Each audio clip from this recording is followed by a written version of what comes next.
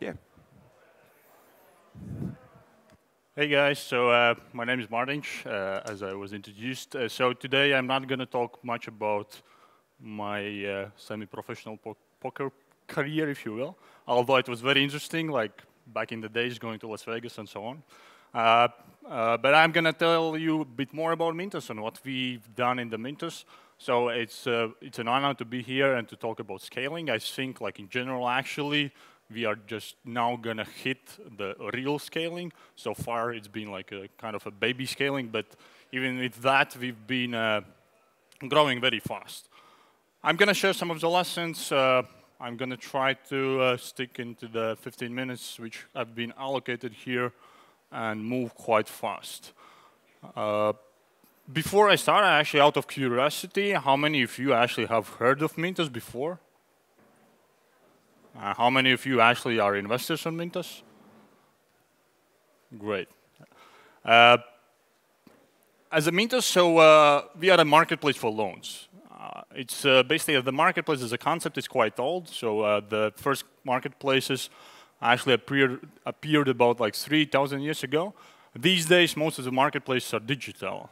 Some of the best names you know are super well used in any conference and everywhere, like Ubers and Airbnbs and those kind of marketplaces. But of course, we have all the like Liquid Space, Task, Rabbit, and different marketplaces as well. And some of them which actually we perhaps even don't think of them as a marketplace. If you think about Facebook, it's actually a marketplace as well. Because on one side, you have users who originate the content, so us, and then some other users who consume the content. And so Facebook actually can be described as a marketplace. And in many of the success stories or of the companies which have influenced our lives a lot is our marketplace. Mintos is another marketplace. If it works as a click, and then somebody maybe just make a next slide.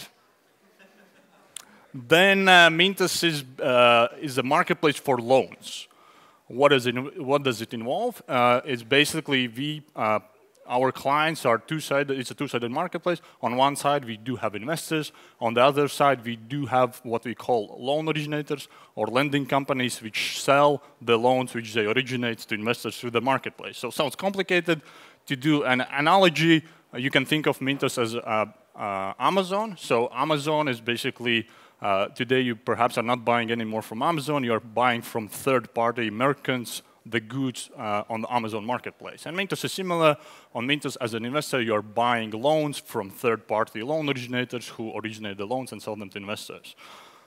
We've been around since 2015, January. So far, actually, today is a big day for us. I don't know which number sounds better to say that we have facilitated 500 million or $500 million. I think $500 million sounds better, so we actually have facilitated $500 million of millions, $500 million of millions, $500 million of loans, $500 million of euros of loans through our marketplace. And if it took us 1.5 years for investors to fund the 50 million, to get from 0 to 50 took us 1.5 years, then actually now investors are funding 50 million euros every month. I'm going to share some of the lessons. Some of them are just basically reflections of what we've been doing and maybe just sharing the story of Mintos. First is what many might know, and I click and somebody changed the slide, is we actually pivoted. So initially we were a typical P2P platform. We started as a lender, basically lending to the borrowers, and then funding those loans with, through investors on the marketplace. Pivoting, we launched in 2015 January. We pivoted like 4 or 5 months afterwards. In general, when I think about pivoting and all those Silicon Valley sort of approach to pivoting and failure, I still think like pivoting is failing. I think our pivot was not a failure, and when you see the opportunity, you have to pivot. And it's not easy, to be honest. Like just to give you some real life sort of insight is in 2014, like perhaps for like half a year, we were building, we were writing the code, all of this.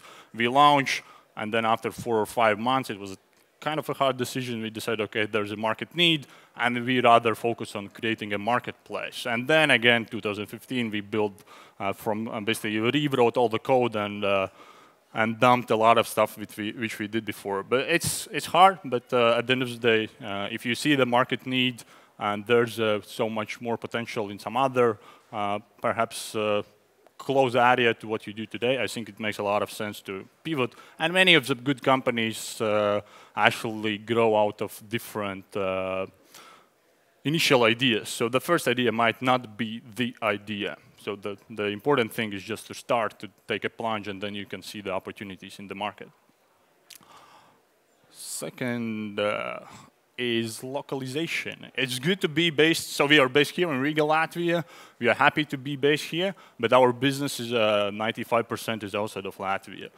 So today we work on the investor side. We have about 50,000 investors from 60 different countries. On loan originator side, we have about 30 different loan originators from 20 countries, anything from Central Eastern Europe, Spain, Denmark. Then we have few loan originators actually in Africa. We are now pushing in Latin America, and also we're going to push in Southeast Asia. And coming from a small country, localization or actually thinking international is like given. When we started, like default language was English, and we were sort of thinking international day one. And when you think international, localization is something which you actually think as well from day one. And today we have all the website we provide in 7 different languages, like full support, all the language of the, of course, website communication and so forth. We do 10 different currencies, and we actually also do we have people on the ground in the bigger markets. And you cannot go without that. So, for instance, again, one of the insights is Poland. So in Poland, we were flying, flight to Poland is like hour and something. So we can actually be there quite a lot. So we were flying a lot to Poland. We thought that we know the market very well. Then we get somebody on the ground who is now dealing on a day-to-day basis in Poland with loan originators, and it's like 5 times difference from what we did before. Even though we had like a good feeling about the market and so forth, like there's no other way about going of international business if you do not localize. So. And the language is just first sort of thing which you think about, but it's also about the processes, say about the setting up the companies, local and so forth. So today, we are not anymore trying to fly to each and every country ourselves. Our expansion model is that we get somebody on the ground from day one. And today we have a small team in Poland, we have a small team in Mexico. Now we are launching a team and setting up a team in Brazil, and then soon it's going to be Russia, and then after Southeast Asia. And this is expansion model. You try to be global with having a local sort of people on the ground, at least in our space. Today we are about 40 people. I think it's still many things to come, but already now when we see how the company have grown, there have been some inflection points, and one of them is like everything breaks at 25 people. When you're up to 25 people, it's fantastic. It's like you have a dream of flat organization. You can manage everybody. You can talk with anyone. You know basically what's happening, and everybody knows what to do. After 25 people, you can forget about that. It doesn't work at all. So basically, what happens? People doesn't know what anybody else is doing, or not like anybody, but most of the other people what they are doing. They do not. They basically, from management view, it's very hard actually to devote as much time to each and every people. So actually when we think, and I think about the organization, one thing how we think about that is how many one-on-ones you can have, and the magic number, which is like 7 to 8 people, works very well. So you have to build organization when for every basically manager, you have 7 to 8 direct reports, and then you can build it further. For some Functions, it might be different, but in general, that's how we built after 25 people. So we established sort of an executive team, and then we, under those, have another layer of organization. And communication is another thing. After 25, you just communicate, communicate, communicate, and you cannot over-communicate. So what we introduced was, since day one, we had all hands, but on top of that, we introduced more rigid process about one-on-ones. We do more of, so myself, for instance, personally, we do the sort of monthly recaps about what's happening, and there's just trying to do different communication sort of platforms that people can communicate among each other. And this has been great so far. I think the next inflection point, I guess, is going to be at around 100 people. So today we are about 40. By year end, we're perhaps going to double our headcount to 70 to 80 people, and then we're going to see the next sort of inflection point. And I click, and it works. About the growth, so how we think about the growth is basically building a marketplace is a very long-term thing. So it's usually to build a marketplace and to get to any liquidity takes about 5 to 7 years. That's what people tend to say. And we've seen it definitely. So some of the liquidity which are just now hitting is just early days still in our journey. And when we think about the growth, we actually take kind of a controlled growth approach. And when we think, when I say control, is basically that we look at the profitability from day one. So I'm happy to say that 2017 we finished with about 2-point-something million euros of revenue, and we were actually profitable. And why it's good is because we can have many options. So we do not put all the eggs in one basket. It's basically that we can continue building the company with our resources. We can go out and do venture capital if we need, and then just in general have more options on the table. And this is something which we've deliberately done since day one. And as long as we are happy with how fast we grow, and we grow quite fast, about like 4 to 5 times year over year, it's been a good approach to growing. Because obviously when you start going after venture capital, which is good in some industries, you kind of get addicted to that. And then you basically have to, it's like starting to use drugs in a way. Because basically you have to raise after round after the round.